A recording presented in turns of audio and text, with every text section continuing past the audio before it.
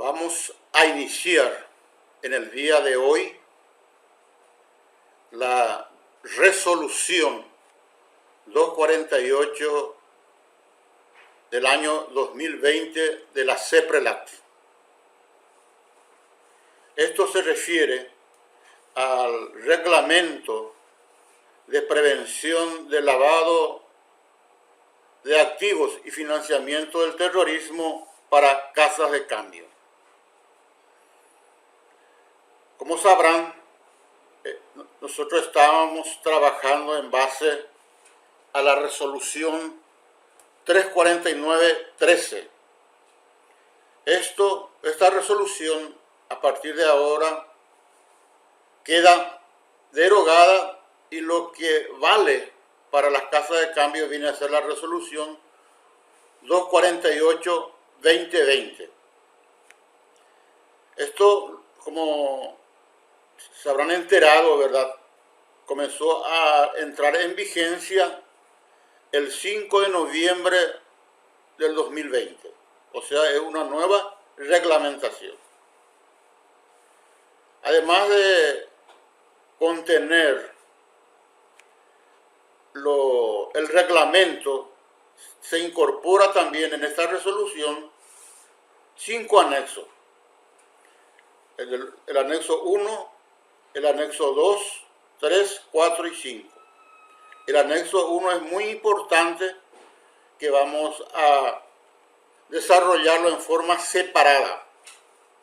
Es bien importante destacar que esta resolución es extensa, por lo que vamos a dividir en partes. Ahora comenzamos con la primera parte. Y partimos de las disposiciones generales. Es el capítulo de disposiciones generales, referente a la prevención del lavado de activos y financiamiento del terrorismo. Esta es la sigla que nosotros definimos para el sistema de prevención del lavado de activos y financiamiento del terrorismo. SPLA/FT.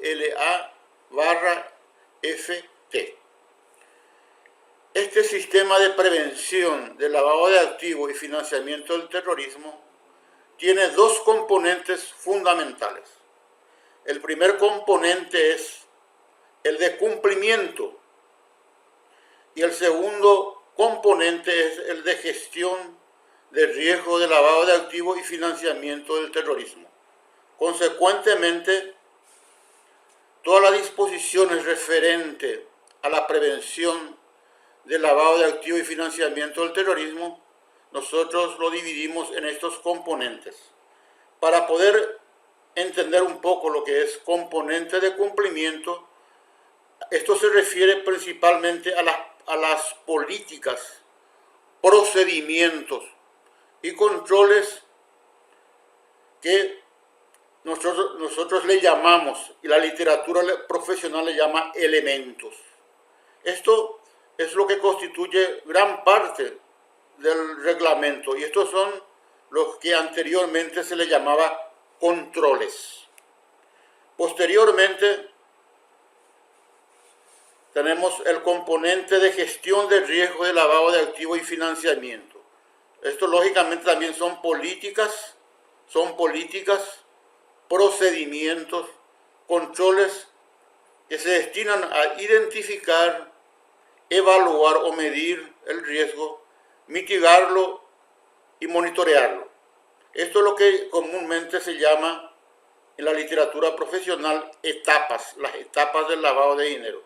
Entonces, cuando hablamos de sistema de prevención del lavado de activos y financiamiento del terrorismo, tenemos elementos y etapas. Partimos ahora al artículo 3, que viene a ser, vamos a llamar la parte, por más de que no sea extenso, en este reglamento, o sea, la autoevaluación de riesgo de lavado de activos y financiamiento del terrorismo. O sea, la autoevaluación representa metodologías y procedimientos que utilizan las entidades para identificar, medir, controlar y mitigar los riesgos. O sea, para poder llevar a cabo las etapas de gestión de riesgo, entonces se utiliza lo que se llama autoevaluación. ¿Por qué es autoevaluación? O sea, una evaluación que realiza la propia entidad sobre su riesgo, en forma general. Bueno, esta autoevaluación, o sea, la metodología y los procedimientos se deben aplicar al menos cada 2 años. Y cada 4 años revisar completamente la metodología de autoevaluación. Los resultados de la aplicación de esta metodología y procedimiento se debe conservarlo y estar a disposición, en este caso de la CEPRELAT y la Superintendencia de Bancos. Nosotros vamos a destinar un taller específico en nuestro curso de prevención del lavado de activos y financiamiento del terrorismo para este punto de autoevaluación.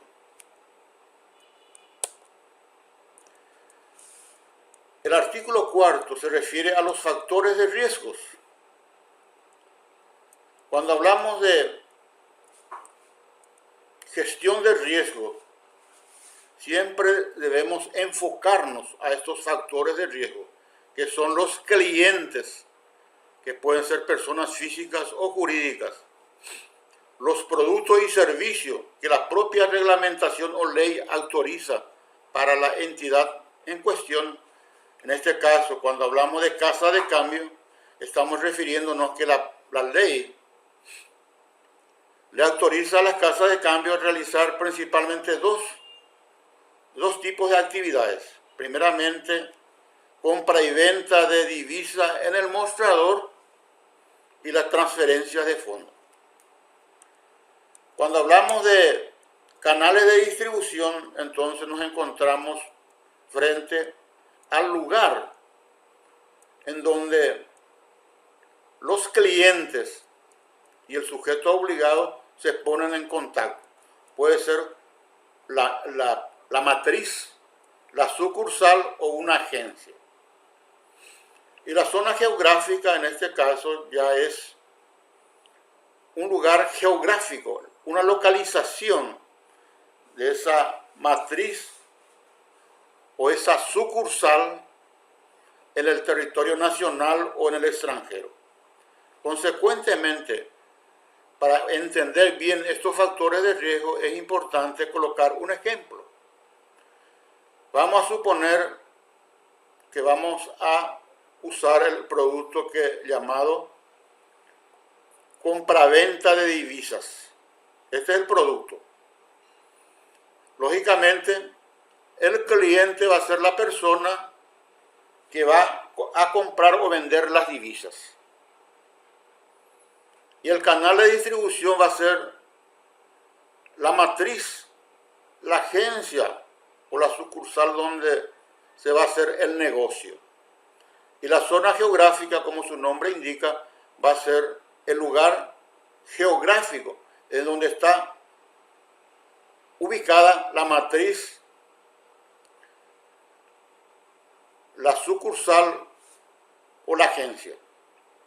Consecuentemente, estos 4 elementos es la disgregación mínima que nosotros debemos llevar en cuenta para determinar el nivel de riesgo de la entidad como un todo.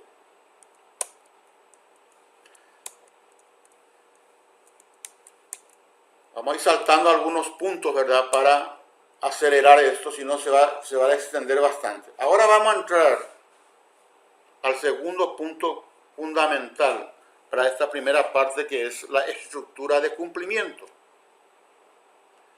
Aquí, lógicamente, esa estructura de cumplimiento está compuesto del directorio, del Comité de Prevención y del oficial de cumplimiento. Estos son los tres elementos claves de la estructura de cumplimiento.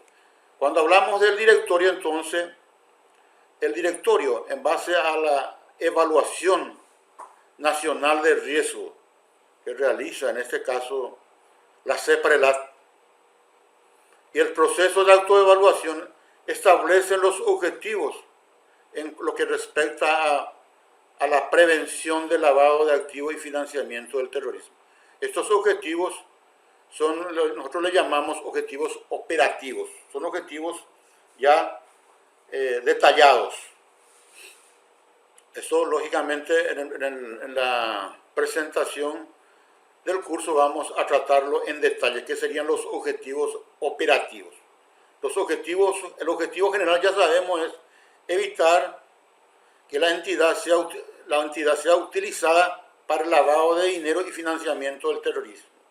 Ese es el objetivo general. Ahora, ese objetivo general se separa en componentes.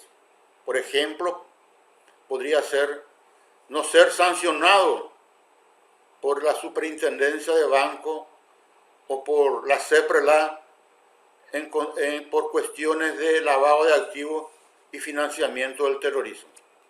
Otro objetivo operativo podría ser que la entidad no opere con clientes que está en la lista que nosotros le llamamos OFAC o de las Naciones Unidas.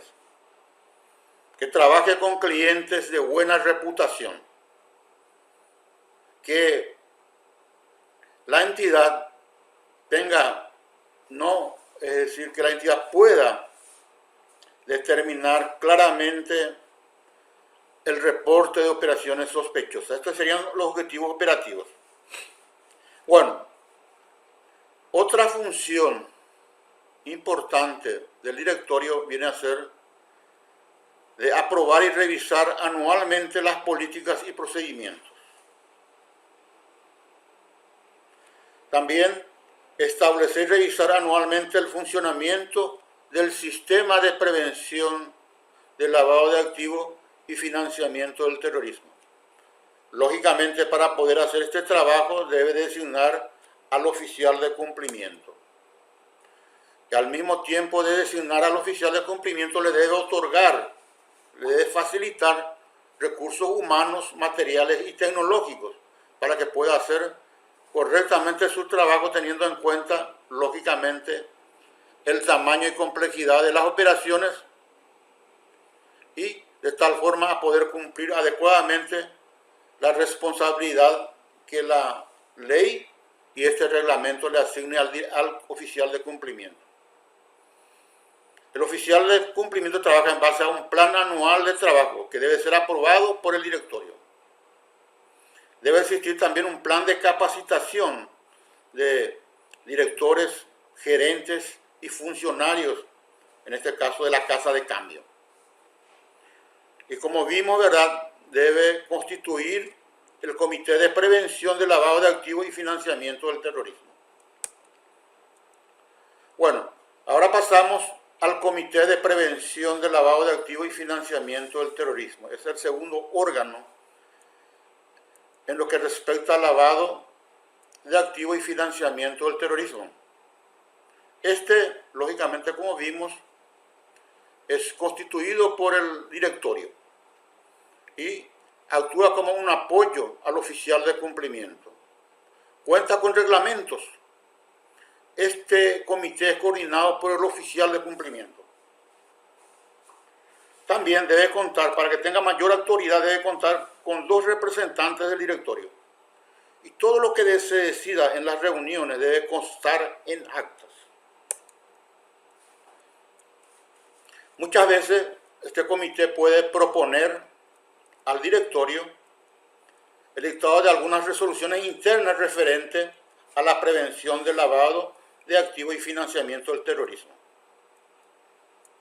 Al mismo tiempo, puede solicitar la realización de auditorías en lo que respecta al lavado de activos y financiamiento del terrorismo.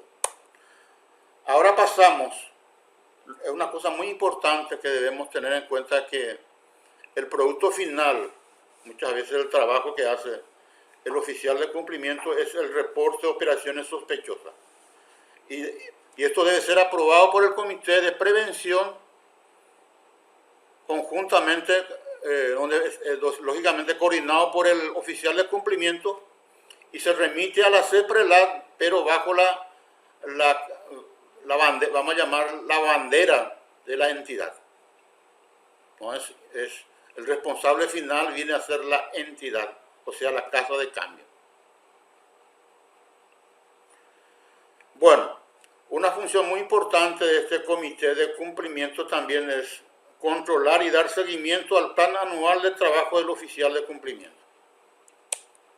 Ahora entramos de lleno en lo que es oficial de cumplimiento.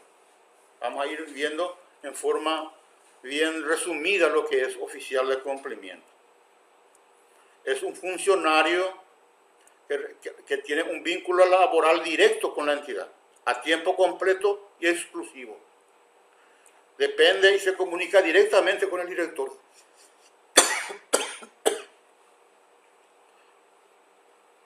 Y una cosa importante, debe contar con una formación universitaria y experiencia en términos de prevención del lavado de activos y financiamiento del terrorismo. Consecuentemente, debe ser parte del primer nivel gerencial. Y su designación por parte de la entidad debe ser comunicada a la CEPRELAT y a la Superintendencia de Banco en un plazo no superior a 5 días.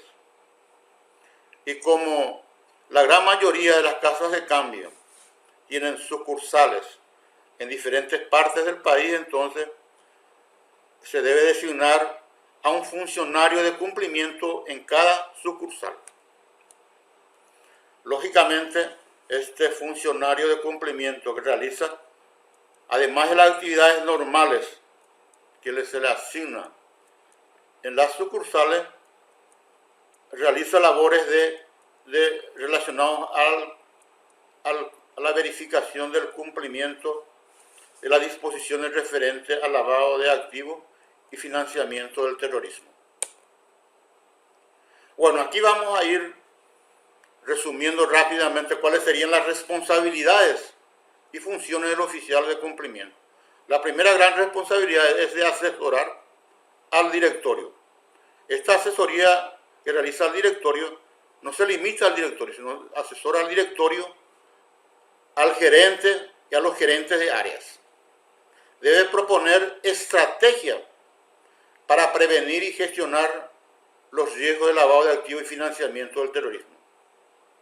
Y una cosa muy importante, que vamos a tratarlo en un video separado, viene a ser el de proponer el manual de prevención del lavado de activos y financiamiento del terrorismo. Este manual, su contenido es parte es el anexo número 1 de esta resolución. Y prácticamente, si ustedes leen o participan en el video, van a ver que se modifica totalmente el manual de prevención del lavado de activos y financiamiento del terrorismo, elaborado conforme a la resolución 349-13.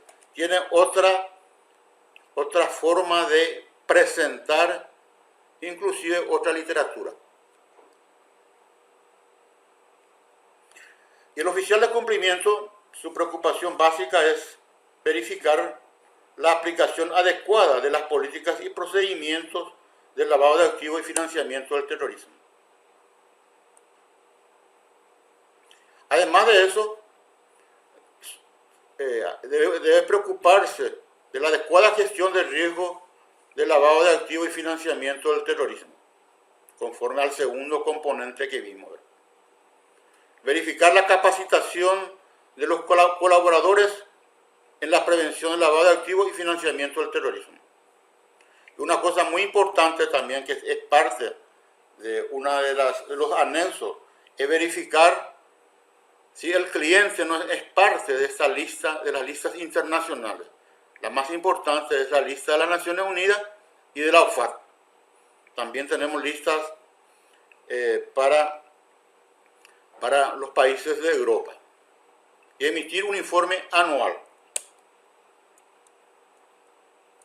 Bueno, para ir terminando esta parte, es importante, es bueno dejar claro que su función se direcciona a verificar que las operaciones que realiza la entidad no puedan ser calificadas como señales de alerta.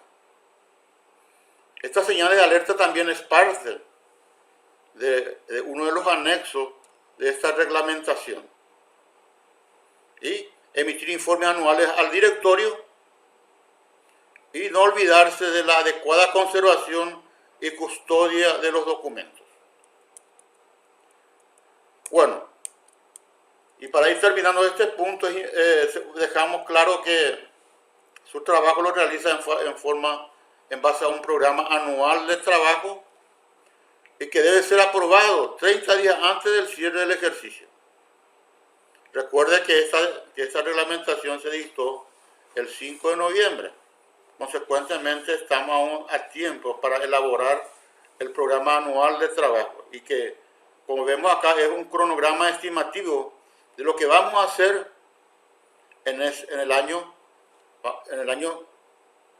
el ejercicio siguiente. Y esto, lógicamente, este programa debe estar a disposición de la CEPRELAT y la CIF. Bueno, acá terminamos este punto referente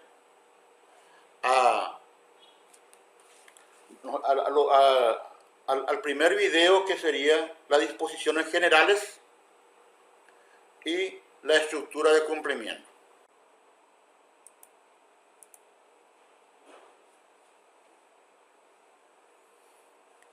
Comenzamos con la segunda parte de la presentación del reglamento 248-2020. Tenemos ahora las medidas de prevención y control. En el artículo 20 nos encontramos con el Manual de Prevención del Lavado de Activos y Financiamiento del Terrorismo. Y este manual debe incluir políticas y procedimientos relacionados al cumplimiento del sistema de prevención del lavado de activos y financiamiento del terrorismo y la gestión de riesgo de lavado de activos y financiamiento del terrorismo. Debe incluir como mínimo la información señalada en el anexo número 1, que vamos a tener grabado una presentación separada. Este manual debe ser propuesto por el oficial de cumplimiento y aprobado por el directorio. Actualizar en concordancia con la regulación nacional y estándares internacionales. Debe estar actualizado conforme a la regulación nacional y los estándares internacionales, principalmente la GAFI. El otro documento que debe tener una casa de cambio es el Código de Conducta. Y el artículo 21 dice que el Código de Conducta debe ser aprobado por el directorio y debe comprender los principios rectores, valores y políticas del sistema de prevención del lavado de activos y financiamiento del terrorismo. Debe incluir disposiciones destinadas a asegurar el adecuado funcionamiento del sistema de prevención del lavado de activos y financiamiento del terrorismo. Debe mantener reserva en cuanto a la información del sistema de prevención del lavado de activos y financiamiento. Por otro lado, se debe establecer la gravedad de incumplimiento y las sanciones para la parte interna o del reglamento interno que tiene la entidad en cuanto a sus trabajadores.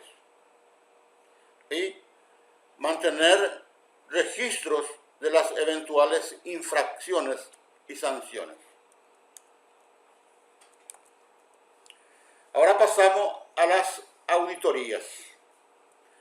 Vamos a analizar a la auditoría interna y a la auditoría externa. En cuanto a la auditoría interna, debemos especificar que debe ser anual y tiene como objetivo verificar el cumplimiento de las políticas y procedimientos de prevención de lavado de activos, llevando en cuenta los riesgos y la normativa vigente. Consecuentemente, la auditoría interna será responsable como mínimo de verificar la integridad, eficacia y cumplimiento de las políticas internas, procedimientos y normas de prevención de lavado de activos enfocada en factores de riesgo. Contemplar en el programa de trabajo anual la evaluación del cumplimiento de las políticas internas y procedimientos de prevención del lavado de activos y financiamiento del terrorismo. Debe alertar al Comité de Prevención del Lavado de Activos y Financiamiento del Terrorismo y al oficial de cumplimiento sobre las debilidades observadas durante la ejecución del programa de trabajo.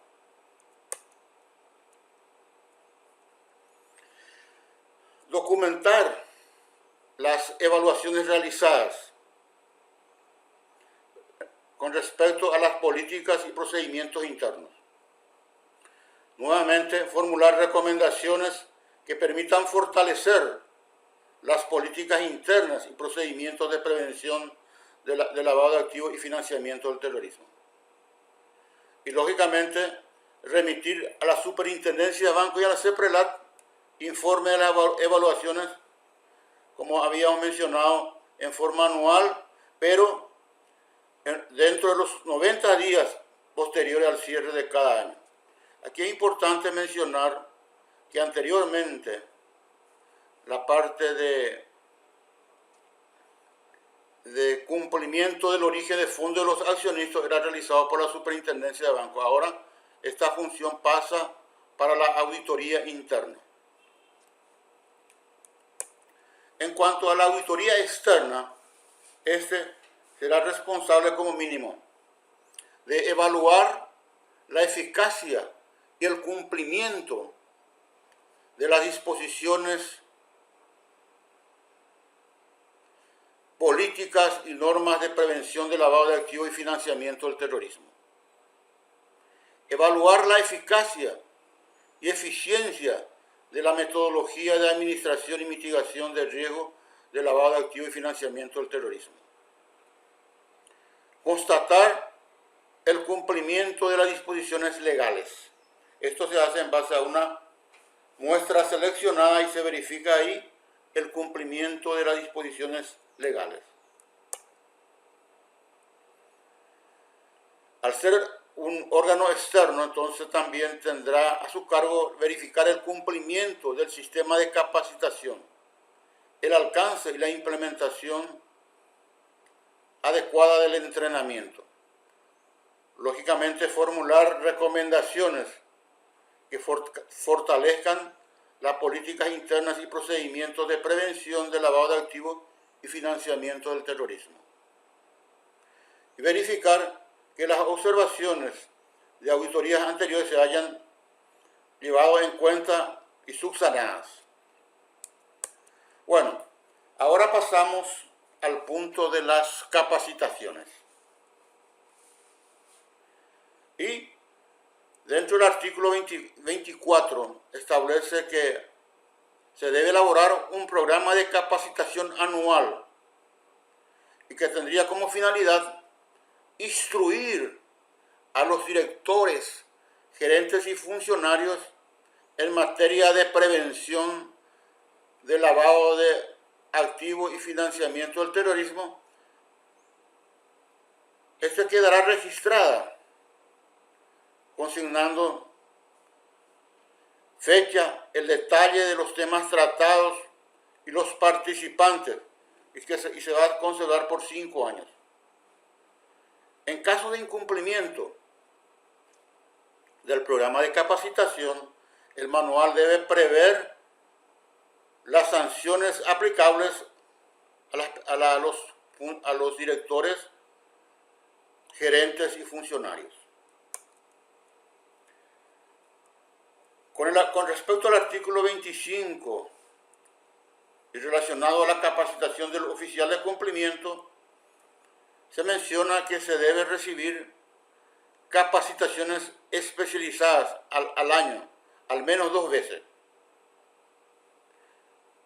Y esto lógicamente, además de llevar en cuenta el componente de cumplimiento, debe llevar en cuenta también el componente de gestión de riesgo. Y una cosa muy importante que en este reglamento se ha dejado bien detallado es los requerimientos mínimos de capacitación. Y parte principalmente de la definición de los hechos punibles del lavado de activos y financiamiento del terrorismo, que está en la ley 1015 y sus modificaciones. Las amenazas y vulnerabilidades del país que se ha identificado en la evaluación nacional de riesgo. Debe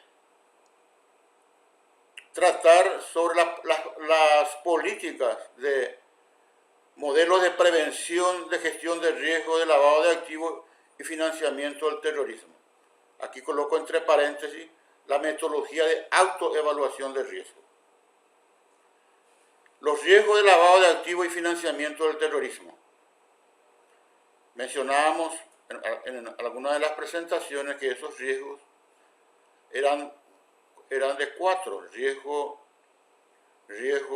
vamos a llamarle operacional, de contagio, riesgo legal y el riesgo reputacional. Esos riesgos de lavado de activos, entonces, después tenemos los eventos de riesgo. Son discriminaciones o separaciones del riesgo global de lavado de activos en riesgos operativos. Hablamos de la normativa vigente. Ya mencionamos que la normativa vigente, lo más importante, viene a ser la ley 1015 y sus modificaciones, y este reglamento, la 248-2020. Y vemos también la necesidad de estudiar las tipologías de lavado de activos y financiamiento del terrorismo y las señales de alerta. Bueno, tenemos además ver las normas internas que el sujeto obligado ha emitido con respecto a la prevención del lavado de activos y financiamiento del terrorismo, los procedimientos de comunicación en cuanto a la forma de detectar operaciones inusuales y sospechosas, y por último, la responsabilidad de cada director, gerente y funcionario en lo que respecta a la prevención del lavado de activos y financiamiento del terrorismo. Bueno, con esto terminamos esta segunda parte del reglamento 248-2020 para casas de cambio.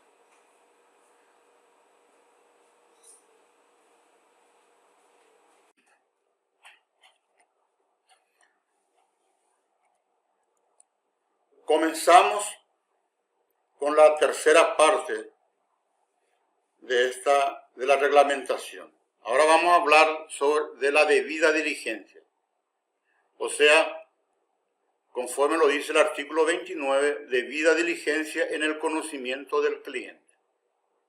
Sabido es que la información que nosotros recibimos de los clientes para su identificación y conocimiento nos permite entender, ¿verdad?, lo que es la identidad del cliente, entender el propósito de la relación que tiene el cliente al estar en contacto con nosotros, establecer su perfil y verificar que las operaciones realizadas por este cliente están conforme a este perfil. Lógicamente, esta debida diligencia del cliente se aplica para personas físicas y personas jurídicas. Y termina, es determinado, esta política de debida diligencia del cliente es determinado su amplitud, rigurosidad, alcance es determinado por la calificación de riesgo de lavado activo del cliente. O sea, cuando hay mayor riesgo, mayor intensidad y rigurosidad, entonces se aplica una determinada medida de debida diligencia. Cuando el riesgo es menor, entonces se aplica otro régimen.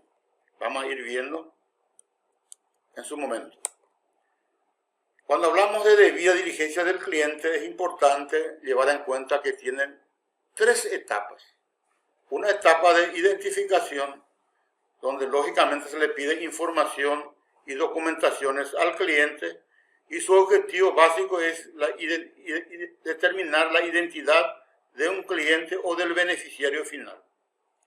Después pasamos a la etapa de verificación, o sea, verificar las documentaciones entregadas por este cliente y realizar otras actividades adicionales, de tal forma a asegurarnos que ese cliente ha sido debidamente identificado. Por último, tenemos la etapa de monitoreo, o sea, confrontar las operaciones reales realizadas por el cliente contra las operaciones esperadas establecidas en el perfil. Y en base a esto nosotros estaremos en condiciones de implementar el monitoreo conforme a la calificación de riesgo de lavado de activos y financiamiento del terrorismo. Tenemos en primer lugar un régimen general de debida diligencia en el conocimiento del cliente, que se aplica a todos los clientes y básicamente en el caso de personas físicas, además de informaciones para determinar la identidad, se incorpora algunas informaciones importantes referente a la parte económica, o sea, principalmente en este caso para determinar sus ingresos. La declaración también del origen de los fondos. Y una cosa muy importante que siempre debe estar presente es que las operaciones que realiza ese cliente en términos real debe estar en consonancia con el perfil. Cuando hablamos de personas jurídicas también pedimos informaciones sobre la identidad de la persona jurídica. Y aquí lógicamente vamos a pedirle la escritura pública de constitución. Vamos a pedirle además para conocer su actividad, vamos a pedirle algunas informaciones sobre la actividad, sobre su objeto social, actividad económica principal. No olvidarnos de la declaración de origen de fondos y también probar, ¿verdad?, esa correspondencia de la operación real realizada con el perfil. Pasamos ahora del régimen general, que es la primera clasificación que se aplica a todos los clientes, ¿verdad? Pasamos al régimen simplificado de debida diligencia. Y esto lógicamente se aplica cuando el cliente tiene la calificación de riesgo bajo en términos de lavado de activos y financiamiento del terrorismo. ¿Y cuándo se presenta esto? Básicamente si el cliente realiza cambio de divisa, que su monto en el año no debe superar 4 salarios mínimos legales, o sea, más o menos en torno a 8 o 9 millones de guaraníes en un año. El otro tipo de operación que debemos verificar viene a ser las transferencias, los cambios de divisa y transferencias, sean remitidas o recibidas. Y aquí tenemos algunas características que debemos observar. Si es una operación única, es de bajo riesgo, entonces sí, y se le aplica la debida diligencia simplificada si el monto operado no supera 3 salarios mínimos legales en cada operación. Si es sumado, se pone como tope 6 salarios mínimos para el trimestre por cliente. Y llevar en cuenta que el número de operaciones no debe sobrepasar 25 por cliente y por trimestre. Diligencia simplificada.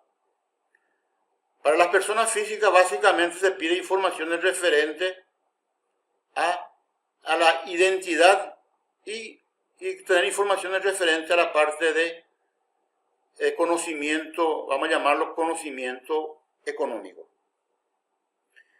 Como ven ustedes acá, no aparece el requerimiento de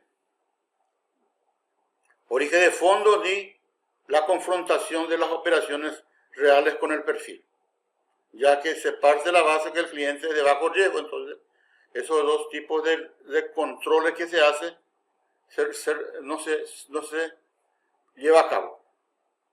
Para las personas físicas también la misma cosa, la identificación, la actividad económica, y no hay ninguna información referente a origen de fondos ni confrontación de operaciones reales con las operaciones colocadas en el perfil.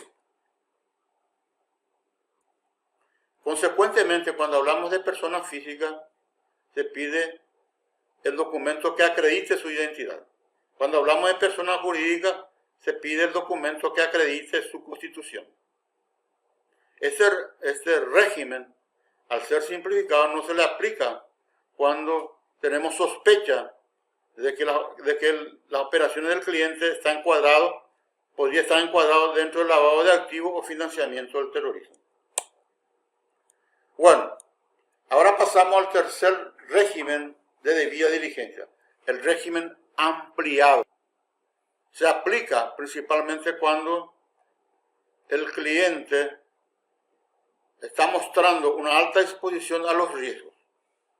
Y obligatoriamente se aplica cuando estamos refiriéndonos a clientes que son personas jurídicas que no están domiciliados en el territorio nacional, a los fideicomisos, a las organizaciones sin fines de lucro, a las personas expuestas políticamente, las personas físicas o jurídicas que realizan transferencias a países no cooperantes, conforme a la GAFI, a personas físicas y jurídicas dedicadas a servicios de corresponsalía con extranjeros, y lógicamente a las personas condenadas por la comisión de hechos punibles de lavado de activos y financiamiento del terrorismo. Este punto lo agregué, no está en la reglamentación, pero considero importante. ¿Cómo se aplica o se implementa la debida diligencia ampliada? Cuando hablamos de PECs, debemos llevar en cuenta todo lo relacionado hasta el segundo grado de consanguinidad. Para las otras operaciones para otras operaciones como vimos en la parte anterior, debemos aumentar la frecuencia de la revisión. En vez de hacer una revisión para una operación típica en forma mensual, como sería el de bajo riesgo, lo hacemos por cada operación realizada. Actualizar la información de manera más frecuente y solicitar algunas medidas adicionales para identificar y para verificar la identidad del cliente. Y una cosa muy importante, en todos los casos, cuando vamos a trabajar cuando vamos a aplicar la debida diligencia ampliada a clientes, la aceptación de ese cliente debe venir del nivel gerencial más alto del sujeto obligado. Porque el riesgo es alto, entonces también debe participar el directorio, el gerente general, el oficial de cumplimiento. Y muchas veces, conforme al artículo 37, vamos a encontrarnos ante la imposibilidad de aplicar la medida aquí señalada de debida diligencia del cliente. Cuando no se puede aplicar, entonces, lo más recomendable es no iniciar la relación comercial. No busquemos problemas. Cuando ya está en curso la operación, entonces, cortar la realización de otras operaciones o terminar la relación inicial. No meternos en lío, ¿verdad? Muchas veces aquí lo que debe valer es que la entidad debe tener como clientes personas que son, vamos a llamarle en términos coloquial, personas honestas. Bueno, el segundo punto de este tercer video que estamos viendo, ¿verdad?, es la transferencia. Es el centro, es la segunda operación que realizan las casas de cambio, la transferencia. Ahí tenemos el artículo 38. Es cuando la casa de cambio actúa realiza transferencias de sus clientes o en beneficio de estos. Y aquí hay algunos requisitos como que la información relativa al originador de la transferencia, a la persona física o jurídica, cliente que originó la transferencia. Y es importante tener la información sobre la identidad del originador, el número de cuenta, su domicilio, ciudad, país. Vamos a encontrarnos con muchas veces el beneficiario.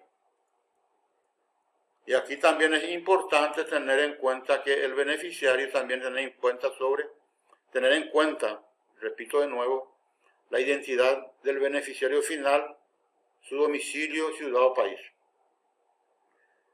Y en algunos casos vamos a encontrarnos que la casa de cambio puede actuar como corresponsales de otras entidades del exterior o como intermediarios.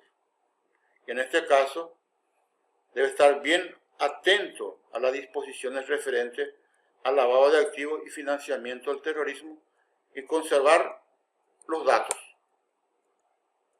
Y aquí la conservación de datos tiene como objetivo permitir la reconstrucción de las operaciones.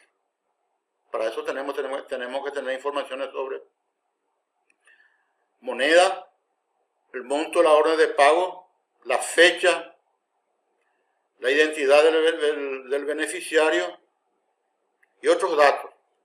Y no olvidarnos de este punto que está en negrito acá, de las instrucciones que está en esa orden de pago o transferencia. Y eso debe conservarse, lógicamente, junto con la transferencia se debe conservar ese mensaje que viene en las transferencias. Y pasamos al artículo 39, que viene a ser la utilización de medios tecnológicos.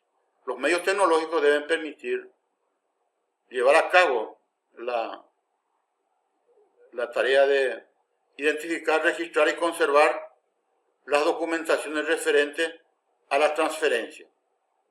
Tenemos que conservar informaciones sobre el ordenante, el destinatario, los beneficiarios.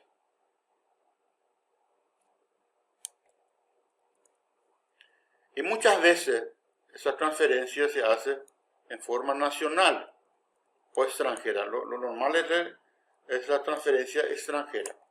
Pero también hay operaciones donde la casa de cambio hace transferencia para una empresa llamada empresa remesadora de dinero. Y aquí, lógicamente, debe tener forma de verificar el traspaso de esos recursos a la persona que está recibiendo y, lógicamente, que la remesadora le reembolse los fondos. Y no olvidarnos siempre que debemos contar con políticas y procedimientos de lavado de activos basados en riesgo. Porque muchas veces vamos a encontrarnos ante la necesidad de rechazar o suspender alguna transferencia. Y también debemos dar un seguimiento apropiado.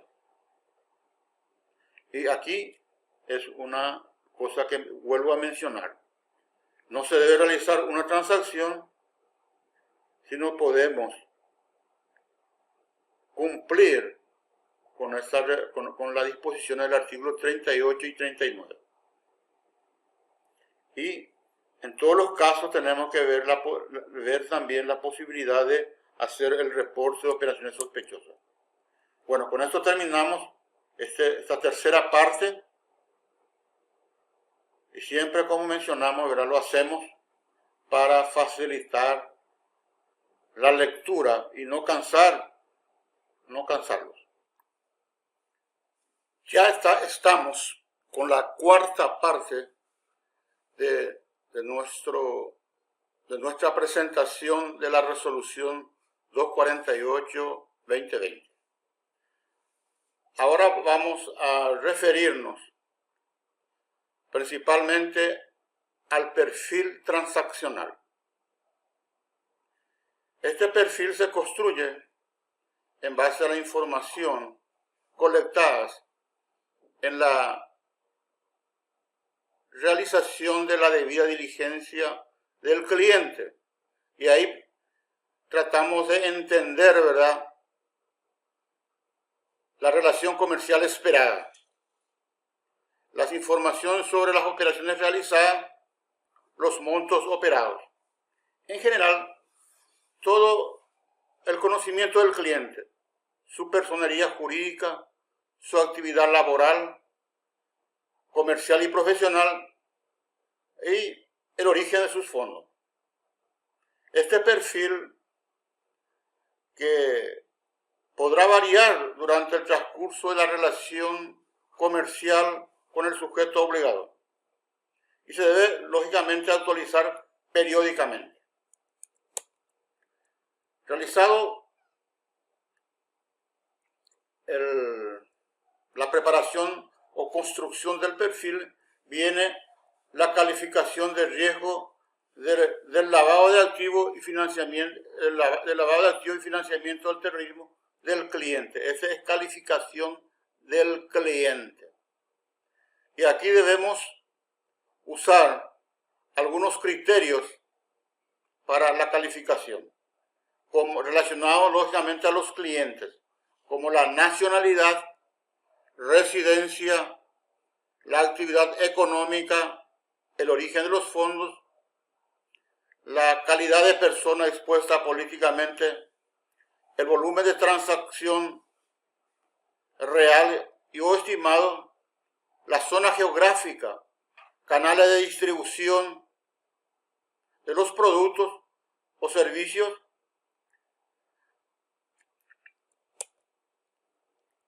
estos criterios mínimos están en el anexo 5 que acompaña a la resolución 248-2020. Y se debe estructurar como un sistema de calificación o scoring de riesgo de lavado y financiamiento del terrorismo.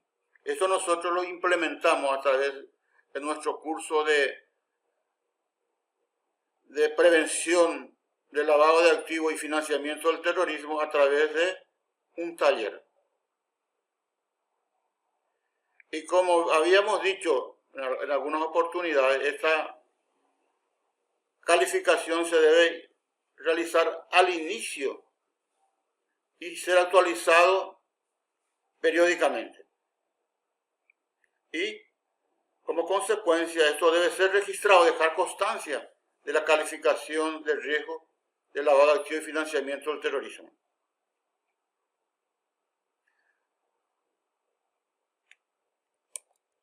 Pasamos ahora, una vez calificado, entonces viene lo que se llama monitoreo transaccional. En el monitoreo transaccional se establecerán reglas de control y alerta automatizada, de tal forma que se pueda monitorear apropiadamente las transacciones. Se la debe ejecutar en forma oportuna y debe estar de acuerdo al perfil transaccional y el nivel de riesgo asociado al cliente. Para el establecimiento de alertas y controles, se llevará o se tomará en cuenta la propia experiencia de negocio de la empresa, la tipología y pautas de orientación que difunda la CEPRELAT y organismos internacionales. Como sabemos, la ocurrencia de una alerta va a permitir identificar la existencia de operaciones inusuales por parte de los sujetos obligados. Debe existir un registro interno de las operaciones inusuales. Esto lógicamente debe incorporar la identificación de la transacción, fecha, hora y procedimientos de alerta. El analista responsable de la resolución de la alerta en operaciones inusuales, las medidas llevadas a cabo para la resolución de alertas y la decisión final tomada.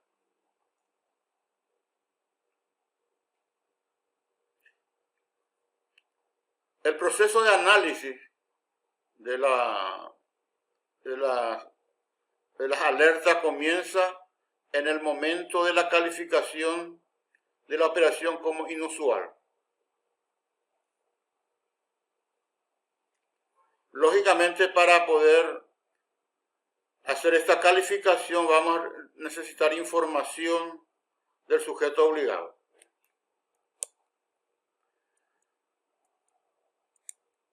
Bueno, vamos a pasar a esta última parte de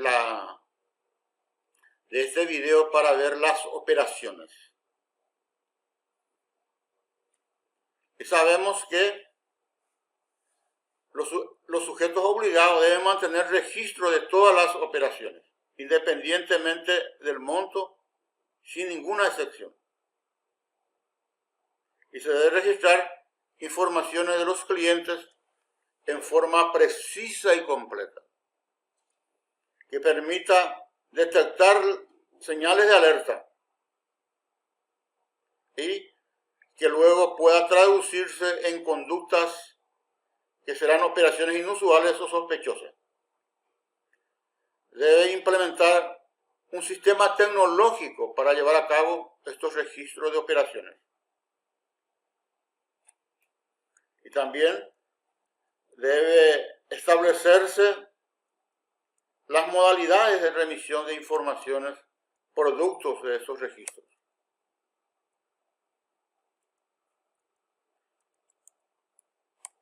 Bueno, ahora pasamos al artículo 44 referente al reporte de operaciones sospechosas. Bueno, tenemos un periodo entonces en donde la transacción se transforma en inusual.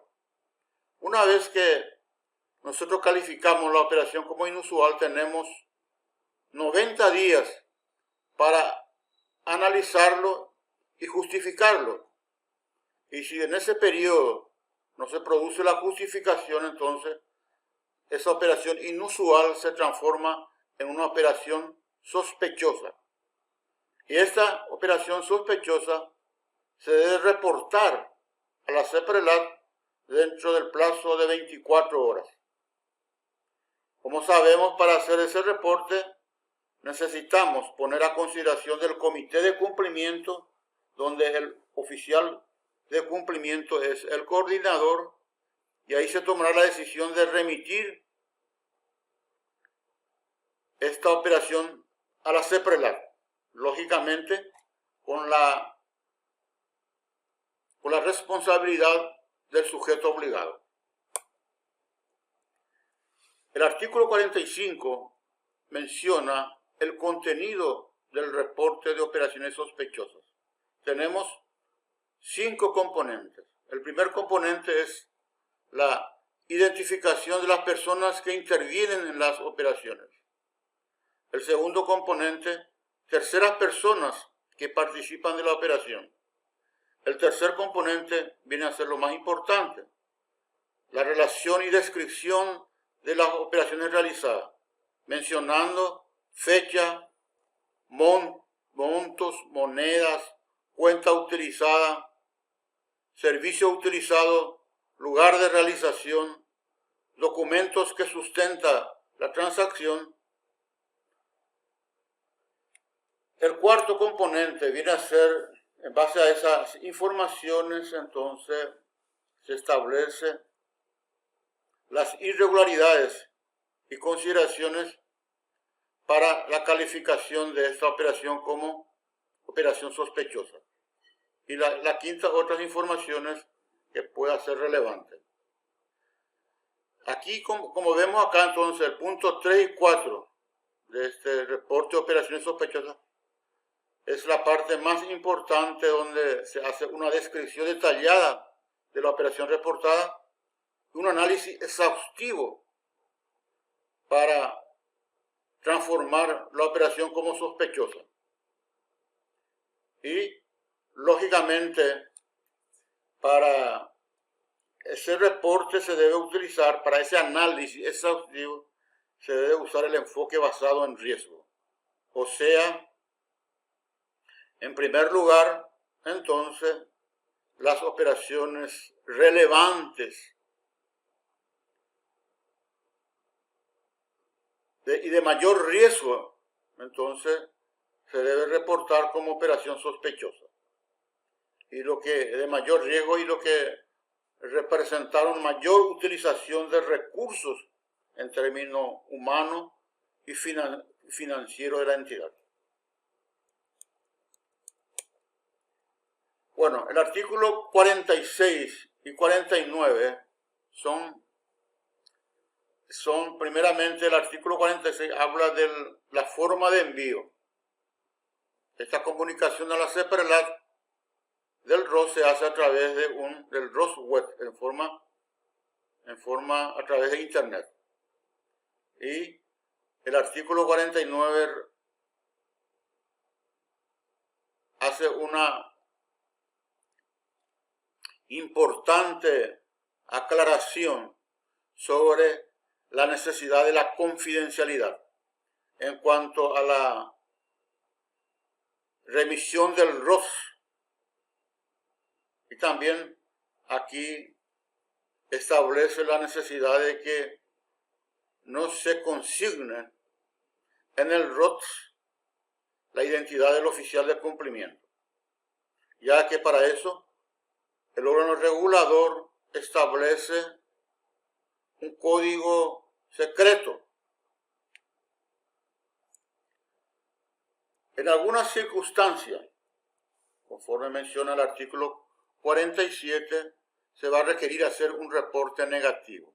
¿Y en qué caso? Eso se hace cada 3 meses, en los primeros 5 días hábiles del trimestre, si no se presenta operaciones con la característica de sospechosa.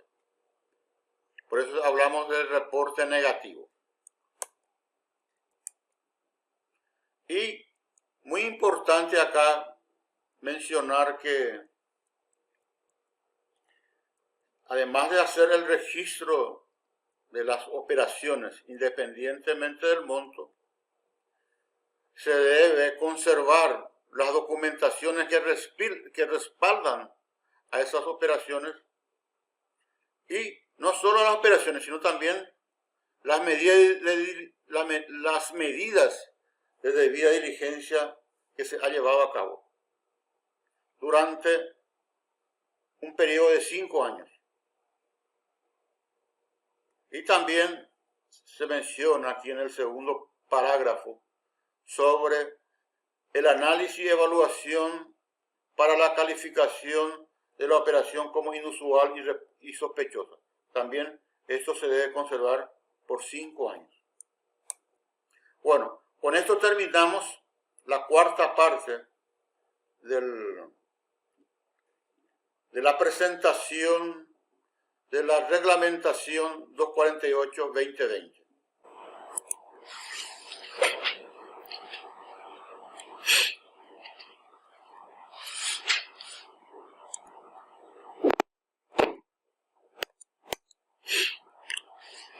Esta es la última parte de nuestra presentación, la resolución 248 del año 2020.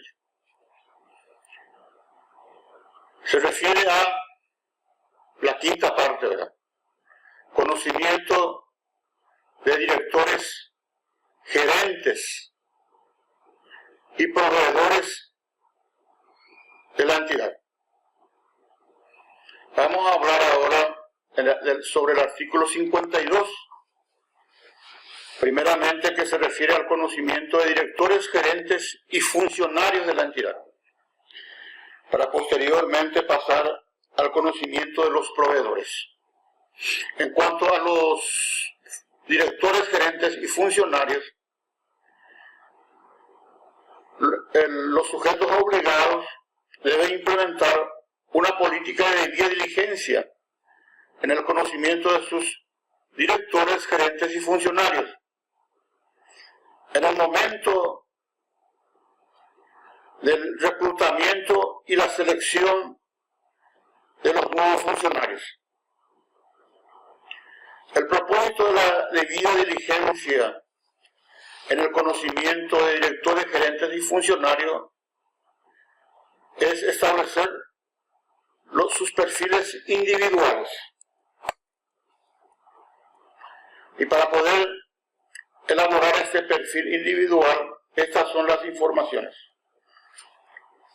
nombre y apellido, documentos de identidad, estado civil, dirección y número telefónico, antecedentes policiales y judiciales, la información sobre la situación patrimonial y de ingresos de los funcionarios directores de la entidad, la ocupación que ejerce dentro del sistema, dentro del sujeto obligado, y por último, no olvidarnos siempre de la verificación en las listas del Consejo de Seguridad de las Naciones Unidas y de la OFAC. Esto, lógicamente, va a permitir, además de elaborar los perfiles, elaborar señales de alertas, muchas veces, y los procedimientos a seguir en caso de presentarse esas señales de alerta.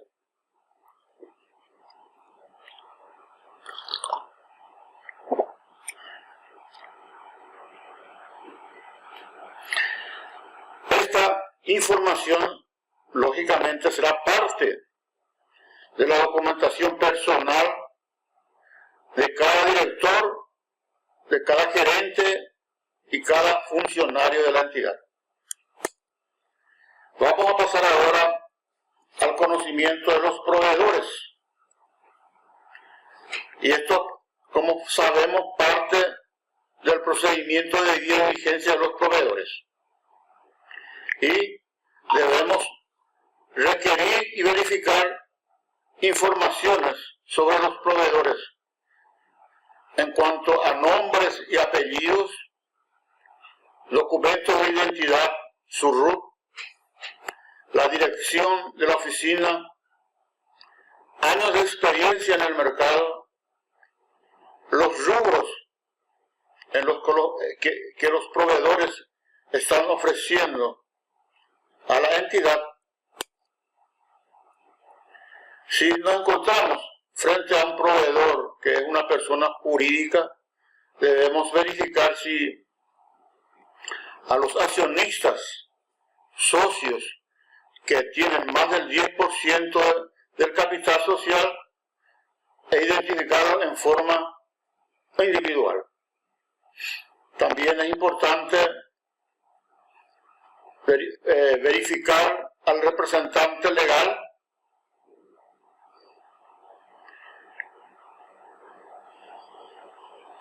y, lógicamente, es una cosa muy importante los antecedentes penales del proveedor. No olvidamos que también verificar si no está en la lista, que ya sabemos en el caso de la reglamentación 248-2020, es parte del anexo 4. Y elaborar las señales de alerta relacionadas a los proveedores. Con esto pasamos a las relaciones de corresponsalía. Y en el artículo 55 sobre relaciones de corresponsalía establece que se debe contar con políticas y procedimientos para la prevención del lavado de activos y financiamiento del terrorismo.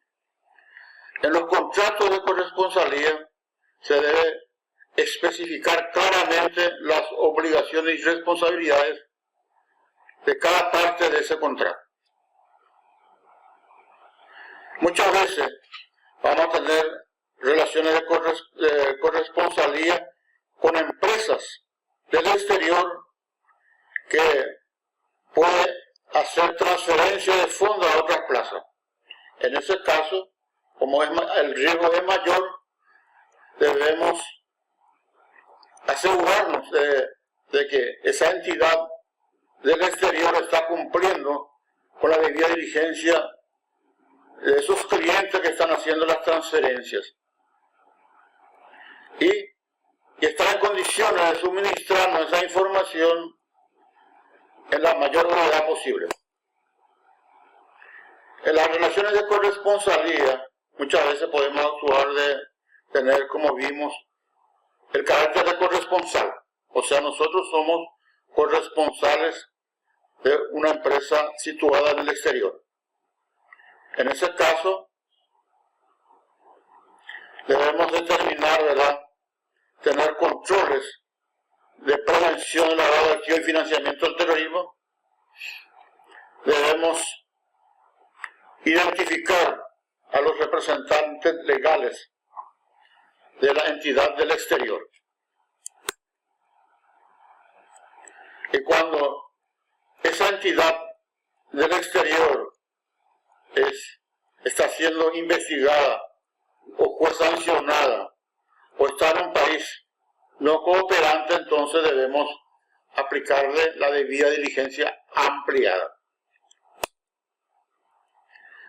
Y no olvidamos, conforme al artículo 58, referente a las operaciones con entidades pantallas, que nosotros no podemos, como sujeto obligado, iniciar o continuar relaciones con ese tipo de empresas.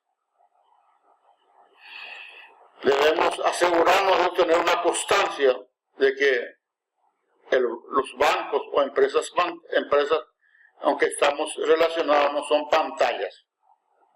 O sea, ¿qué son las empresas pantallas?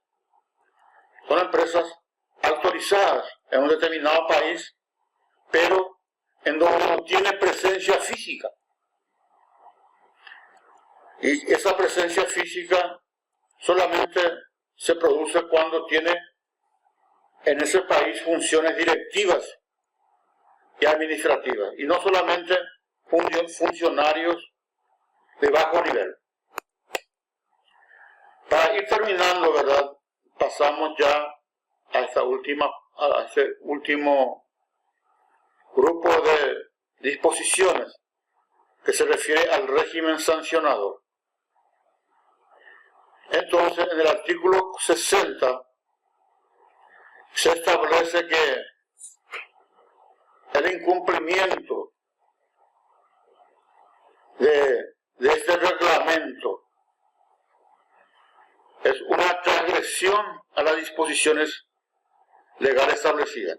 Consecuentemente, va a ser pasible de las sanciones que prevé la ley 2015/97, que como ya mencionamos en oportunidades anteriores, es bastante rígida. O sea, para una casa de cambio, la sanción puede llegar hasta 5.000 salarios mínimos mensuales, o sea, 10.000 millones de guaraníes. O para los directores, gerentes y funcionarios puede llegar hasta 500 salarios mínimos. Entonces es muy importante estar a tono con el cumplimiento del reglamento 248/2020. Y va a existir a través de la CEPRELAT y la Superintendencia de Banco la verificación del cumplimiento por parte de los sujetos obligados de este reglamento. Y tenemos que estar en condiciones como sujetos obligados para atender los requerimientos de información de la autoridad, o sea, principalmente de la CEPRELAT y de la Superintendencia de Banco, dentro del plazo y los pedidos que está realizando. Y esto muchas veces va a implicar que la entidad tenga un sistema tecnológico para hacer los registros y guardar los documentos de una manera que se pueda proporcionar esa información rápidamente. Con esto terminamos hacer la presentación de este reglamento, aclarando que los dividimos en 5 partes para ir comiendo, como se dice, bocaditos a bocaditos. Y vean ustedes que resulta bastante fácil esta forma de trabajo, de dividir por partes e ir acompañando de una manera total este reglamento. A esto le faltaría ir agregando, ¿verdad? Nosotros ahora vamos a grabar un video sobre el contenido mínimo que debe tener un manual de prevención de lavado de activos y financiamiento del terrorismo. Vamos a ir grabando la parte referente a señales de alertas y esos son los 2 puntos sobresalientes, ¿verdad?, en este reglamento.